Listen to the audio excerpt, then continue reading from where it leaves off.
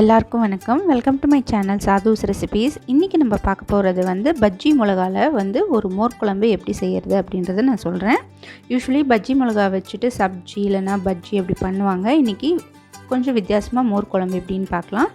200 gram bajji மிளகா விதையெல்லாம் எடுத்துகிட்டு இந்த மாதிரி பீசஸாக கட் பண்ணிவிட்டு வாஷ் பண்ணி தனியாக எடுத்து வச்சுக்கோங்க.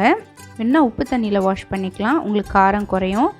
ஒரு பவுலில் 1/2 லிட்டர் புளித்த கெட்டி தயிர், இந்த மாதிரி கெட்டியாக இருக்கணும் தயிர், அதை வந்து ஆட் பண்ணிவிட்டு 1 டீஸ்பூன் மஞ்சள் தூள், 1 டீஸ்பூன் உப்பு, இதை சேர்த்து நல்லா மிக்ஸ் பண்ணி எடுத்துக்கோங்க.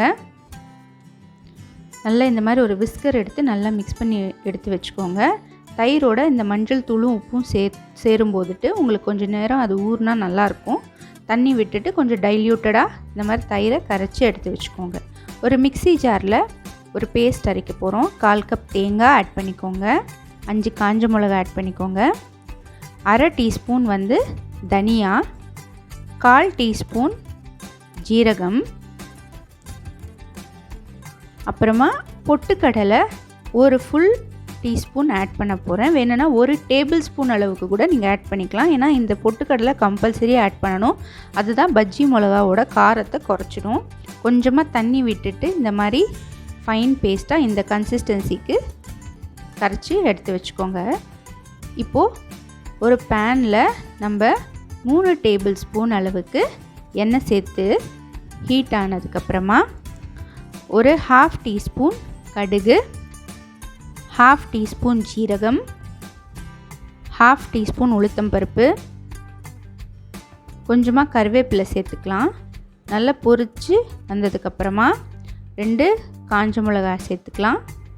இதில் பெருங்காயம் நான் கொஞ்சம் அதிகமாக சேர்க்க போகிறேன், 1/2 டீஸ்பூன். ஏன்னா இந்த டிஷ்ஷுக்கு வந்து பெருங்காயம் கூடுதலாக இருந்தால் நல்லா இருக்கும்.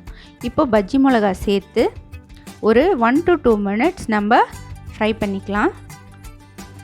இதுவும் வந்துட்டு என்ன பண்ணோன்னா அந்த காரம் வந்துட்டு உங்களுக்கு குறைஞ்சிடும். ஒரு 2 நிமிஷம் இந்த மாதிரி வதக்கி நீங்கள் எடுத்து வச்சிங்கன்னா அந்த காரம் வந்து உங்களுக்கு குறைஞ்சிடும். கொஞ்சமாக உப்பு விட்டுட்டு தண்ணி சேர்த்துக்கோங்க. ஒரு 5 நிமிஷம் வந்துட்டு மூடி போட்டு லோ ஃப்ளேமில் குக் பண்ணிக்கோங்க.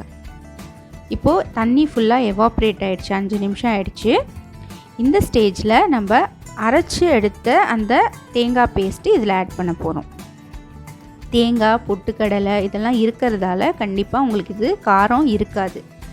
இந்த டிஷ்ஷு கொஞ்சமாக தண்ணி விட்டுக்கலாம், ஏன்னா அடி பிடிக்கிறதுக்கு வாய்ப்பு இருக்குது. நல்லா மிக்ஸ் பண்ணி எடுத்துக்கோங்க. கொஞ்சமாக சர்க்கரை சேர்த்துருக்கேன், 1/2 டீஸ்பூன். இது ஆப்ஷனல் தான்,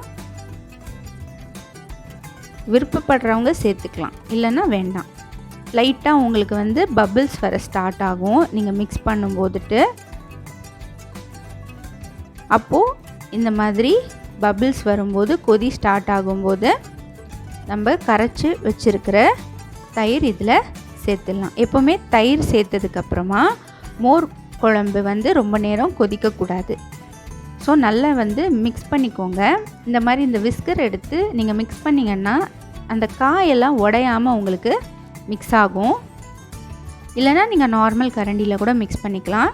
இந்த ஸ்டேஜில் உப்பு வேணும்னா செக் பண்ணிக்கோங்க. இதில் ஃபர்தராக நம்ம தனியாத்தூள் காரம் எதுவுமே சேர்க்க போகிறதில்ல. கொதி வந்துருச்சு, பார்த்திங்கன்னா மேலே ஒரு நுரை மாதிரி வந்திருக்கு. இந்த ஸ்டேஜில் நான் ஸ்டவ் ஆஃப் பண்ணிட்டேன். பாருங்கள், பபிள்ஸ் எல்லாம் அப்படியே ஆஃப் ஆகிடுச்சு. அவ்வளோதான், நம்மளோட சுவையான பஜ்ஜி மிளகா போட்ட மோர் குழம்பு ரெடி ஆகிடுச்சு. இது வந்து சாதத்தோட ரொம்ப நல்லாயிருக்கும். சாதத்தோடு இல்லாமல் பரோட்டா, சப்பாத்தி, பூரி இந்த மாதிரி பிரேக்ஃபாஸ்ட் ஐட்டம்ஸ் உடையும் ரொம்ப நல்லாயிருக்கும். வீட்டில் எல்லோரும் ட்ரை பண்ணிவிட்டு எப்படி இருக்குன்னு உங்கள் கமெண்ட்ஸ் எனக்கு ஷேர் பண்ணுங்கள். Thank you and by.